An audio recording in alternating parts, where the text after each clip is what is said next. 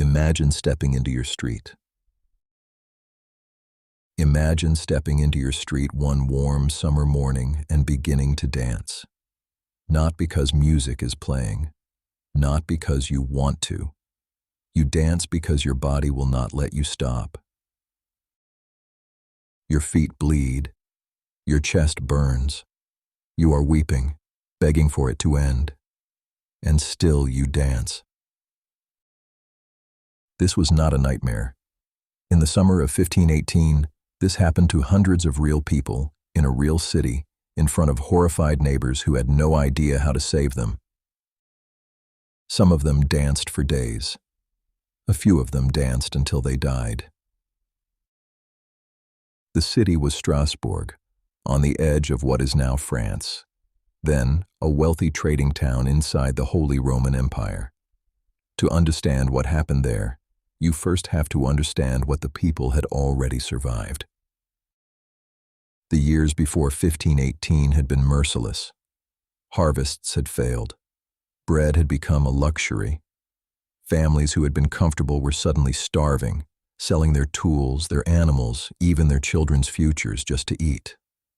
On top of the hunger came disease, smallpox, syphilis, and the ever-present memory of the plague, which could empty a street in a week.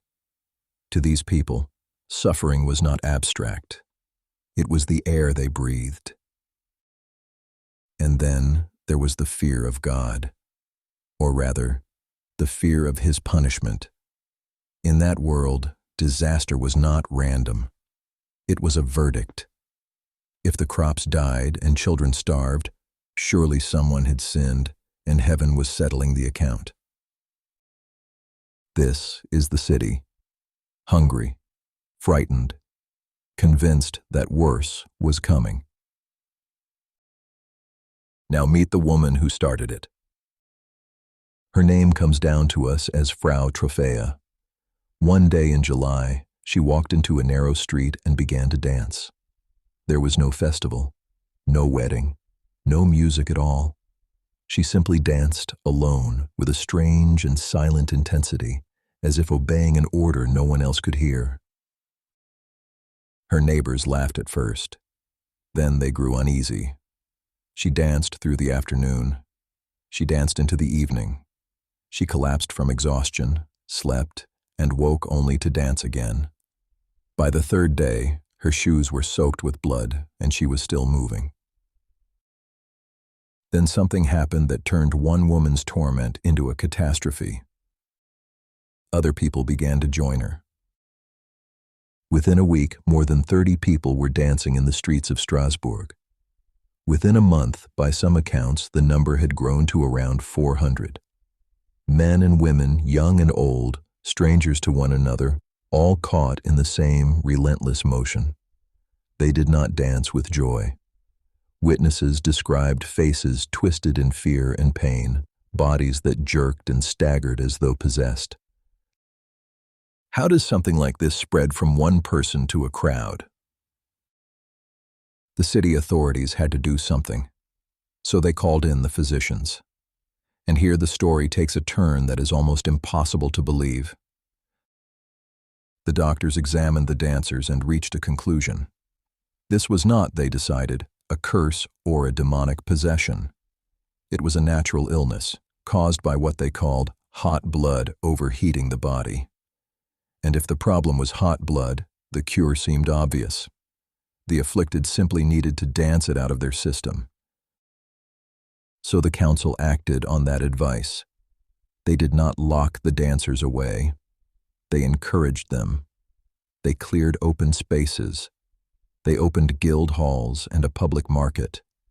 According to the historian John Waller, who reconstructed these events from Strasbourg's own archives, the city even built a wooden stage and hired musicians and professional dancers to keep the afflicted moving.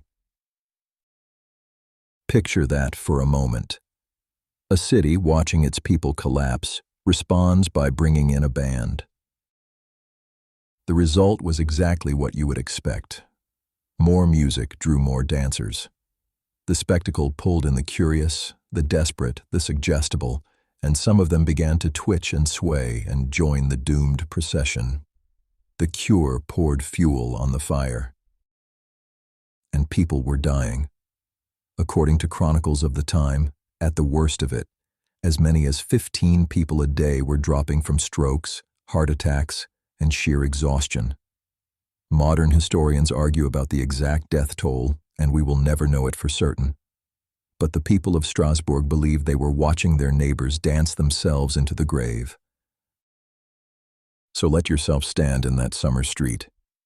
The smell of sweat and blood, the endless grinding rhythm of the musicians, rows of people moving like puppets with cut strings, their eyes glassy, their lips moving in prayer. And the crowd around them crossing themselves, wondering who would be taken next. When the dancing finally slowed, it was not medicine that ended it. The authorities changed course. They banned music and public gatherings, and then they turned to the only power they truly trusted. They took the surviving dancers to a shrine dedicated to Saint Vitus, a saint who, in local belief, could both inflict and lift a curse of compulsive dancing.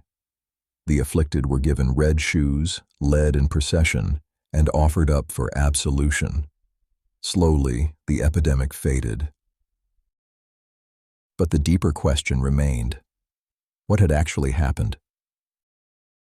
For centuries, the episode was treated as legend, too strange to be true. Yet the records are real.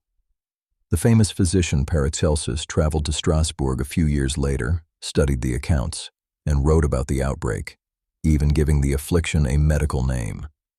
The city's own documents recorded the council's decisions. This was history, not myth. The most convincing modern explanation comes from John Waller, and it is more unsettling than any curse. He argues that the dancing plague was a case of what we now call mass psychogenic illness, sometimes called mass hysteria. Not lying, not pretending. Real physical symptoms produced by minds pushed past their breaking point. Think back to the conditions. A population starving, sick, and terrified. A culture that genuinely believed Saint Vitus could seize a sinner's body and force it to dance. When the mind is drowning in stress and steeped in a specific fear, that fear can take physical form. One woman, Frau Trophea, perhaps already shattered by grief or hunger, slips into a trance and begins to move. Her neighbors, primed by the same dread, watching her with the same belief, become vulnerable to the same collapse. The behavior spreads not through germs, but through suggestion, fear, and belief, passing from one exhausted mind to the next. In other words, the plague was not in the water or the air. It was in their heads, and that did not make it any less deadly. It is tempting to look back at the people of Strasbourg and feel safely superior. We would never dance ourselves to death over a saint. But the mechanism that gripped them has never gone away. We still see waves of unexplained symptoms move through schools, factories, and towns, especially in places under intense pressure, where a group of people share the same anxieties and watch one another closely. A few collapse. Others follow. Doctors find no infection, no toxin, nothing physical to blame, and yet the suffering is completely real. The triggers have changed. The wiring has not.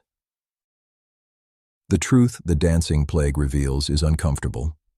The line between the body and the mind is far thinner than we like to believe. Belief can heal, and belief in the wrong conditions can kill. The people of Strasbourg were not foolish. They were human, carrying more fear than any mind was built to hold, until that fear came spilling out through their feet.